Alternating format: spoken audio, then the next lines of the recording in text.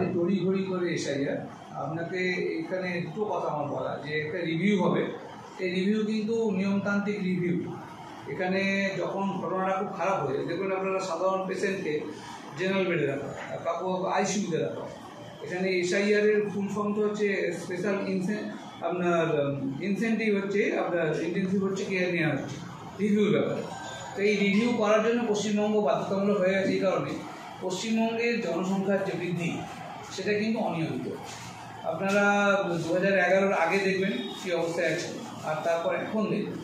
এটার জন্য যে ম্যাপিং হয়, সেই ম্যাপিং কিন্তু সর্বভারতীয় ম্যাপিং বলছে যে পশ্চিমবঙ্গে এটা হওয়া জরুরি ছিল। পশ্চিমবঙ্গ সহ আরও 5টি রাজ্যে এই এসআইআর নিয়ে তড়িঘড়ি করছে এটা নির্বাচন কমিশন, কেন? পশ্চিমবঙ্গ সহ যেগুলো দেখবেন সেগুলো লক্ষ্য করে দেখুন, তার পার্শ্ববর্তী রাজ্যগুলোতেও কিন্তু পার্শ্ববর্তী দেশটা যেটা, সেই দেশটা কিন্তু প্রতিবেশী রাষ্ট্র কাছাকাছি আছে। এটাই মূল কারণ, মানে যেখানে অনুপ্রবেশকারীদের অনুপ্রবেশ করার সম্ভাবনা অনেক বেশি, সেই জন্য সেই রাজ্যগুলোতে বিশেষভাবে দেখা হচ্ছে।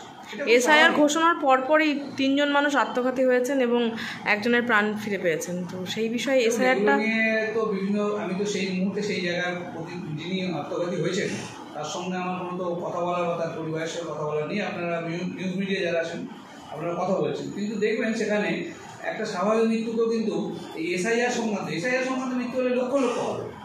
আপনার এসআইআর হলে যেটা অনুমান করা যাচ্ছে যে রিভিউ করার যে সংখ্যা লক্ষাধিক, 2 লক্ষাধিক বেশি, তা সেই সংখ্যার জায়গায় 2 জন বা 4 জন তারা আত্মঘাতী হচ্ছে। এই আত্মঘাতীর সঙ্গে এসআইআর কোনো মিল নেই, এর সঙ্গে কোনো সম্পর্ক নেই। ফলপ্রসূ হবে বলে আপনি মনে করছেন? কতটা ফলপ্রসূ হবে বলে আপনি মনে করছেন? সম্পূর্ণ ফলপ্রসূ হবে। এটা আইনগতভাবে যা যা হওয়া সবগুলি হবে। দেখুন, এটায় এর সঙ্গে 2টো প্রজেক্ট জড়িয়ে আছে। আপনি জানেন যে এর সঙ্গে এনআরসির প্রশ্নটা আছে। আপনারা জানেন এনআরসি মানে একটা সেন্সাস, সেটা ন্যাশনাল সেন্সাস। সেই সেন্সাস কিন্তু 2001-এ হয়েছে, তার আগে 1991 হয়েছে। আমরা ভূগোল বইতে পড়ি আদমশুমারি অনুযায়ী মানুষ ভারতবর্ষের জনসংখ্যা এখন। তো একটা খবর কিন্তু আপনারা দেখবেন 2021-এর আদমশুমারি হওয়ার জন্য 2019-এই রিভিউটা প্ল্যানিং হয়েছে। হিসাব মতো 2021-এই আদমশুমারি হওয়ার কথা, সেন্সাস হওয়ার কথা। কিন্তু সেই সেন্সাসটাকে বিভিন্ন বিধানসভা বিভিন্ন ভাবে রাজনৈতিক দল মানে রাজনৈতিক উদ্দেশ্য নিয়ে এটা আটকাতে চেয়েছে। তার কারণটা, কারণ তো নিশ্চয়ই কিছু আছে। সেই কারণটার জন্য কিন্তু এটা পিছিয়েছে। কিন্তু ভারতবর্ষ একটা গণতান্ত্রিক রাষ্ট্র, সেখানে 10 বছর অন্তর সেন্সাস হবে এবং সেই সেন্সাসের রিপোর্ট পেশ করতে হবে। আমরা আন্দাজে বলছি যে চীনকে টপকে যাচ্ছি, আন্দাজে বলছি আমরা প্রথম হয়ে যাচ্ছি জনসংখ্যা, আর এটা আন্দাজে না, এটা সত্যি সত্যি হয়ে যাচ্ছে। কিন্তু রিপোর্ট আকারে যে প্রকাশ করতে হবে তার জন্য একটা কাগজপত্র লাগবে। সেই কাগজপত্রটাই হচ্ছে এনআরসি। আর এনআরসির জন্য এসে একটা লাগবে। আমি যদি না রিপোর্ট বানাই তাহলে এনআরসি হবে কি? স্যার ঘোষণা হওয়ার পর থেকেই দেখা যাচ্ছে বিএলআরদের উপরই চাপ পড়ছে। কীভাবে আপনারা করবেন বলে আপনারা? দেখুন, বিএলও আজকের ঘটনা নয়, এটা কিন্তু আপনারা জানেন নির্বাচন কমিশন বিএলও দিয়েই ভোটটা চালায়। প্রতি বছরই ভোট হওয়ার আগে বিএলওদের ভূমিকা থাকে। এবছর নিউজ মিডিয়া, আমি একটু বিশেষভাবে বলবো, আর রাজনৈতিক দলের বিশেষ কিছু পক্ষপাতপূর্ণ খবর, সেটা কীরকমভাবে হচ্ছে। ধরুন বিএলও প্রতি বছর ব্লক লেভেল অফিসার থাকে, প্রতিটা দলের ক্ষেত্রে বিএলএ থাকে, মানে যারা এই বুথ লেভেলে অ্যাসিস্ট্যান্স করেন। তো রাজনৈতিক দল সিপিএম, তৃণমূল, বিজেপি সবার বিএলএ আছে, বিএলএ 1 আছে, বিএলএ 2 আছে, বুথে আছে। আর বিএলও যারা, তারা কিন্তু আপনার যেটা ভোটার তালিকা, সেই তালিকার মধ্যে সংযোজন, বিয়োজন, পরিমার্জন ইত্যাদি তো 3টে ফর্ম হয়।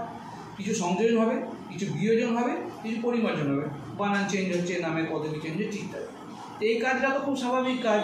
এখানে যেহেতু এসআইআরটাকে একটা চাপিয়ে দেওয়া হচ্ছে, এসআইআর কিন্তু কিছুই প্রভাব পড়বে না। এসআইআর হচ্ছে নর্মাল একটা, যেহেতু বললাম যে বিশেষভাবে রিপোর্টটা করতে হচ্ছে, আগে রিভিউর সঙ্গে এই রিভিউ তফাৎ।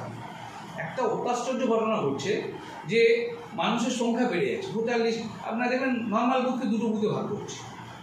আমরা জানি যে 1200 নিচে থাকলে একটা বুথ হয়, এখন অনেক বুথকে 1200 হঠাৎ এই 2টো টার্মে বিধানসভা এই লোকসভায় দেখা গেল যে বুথগুলোকে 77A 77 2টো বুথ করতে হচ্ছে। কারণ কি না, 1200 বেশি হচ্ছে বলে তাদের 600 প্লাস করতে হচ্ছে।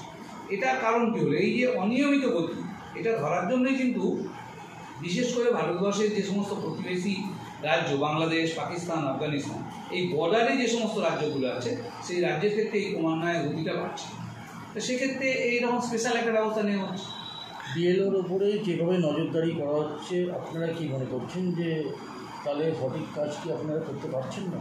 দেখুন, বিএলওর উপর নজরদারি বলতে বিএলও আগে যেরকমভাবে নিয়োগ করা হতো, দেখবেন প্রাইমারি স্কুলে একটা বুথ আছে, সেই প্রাইমারি স্কুলে একজন টিচার বা প্যারা টিচারকে নেওয়া।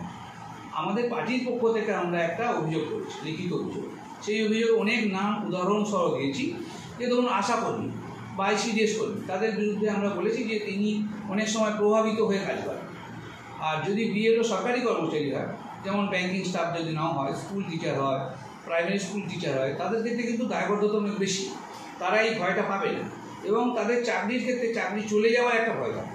ফলে নিরপেক্ষভাবে যদি তারা ভোট গ্রহণ করবে যায়, যারা ভোট গ্রহণে যান সবাই সরকারি কর্মচারী না, তাহলে বিএলওরাও সেইরকম একটা গুরুত্বপূর্ণ কাজ, সেক্ষেত্রে সরকারি কর্মচারী নিয়োগ করা প্রয়োজন।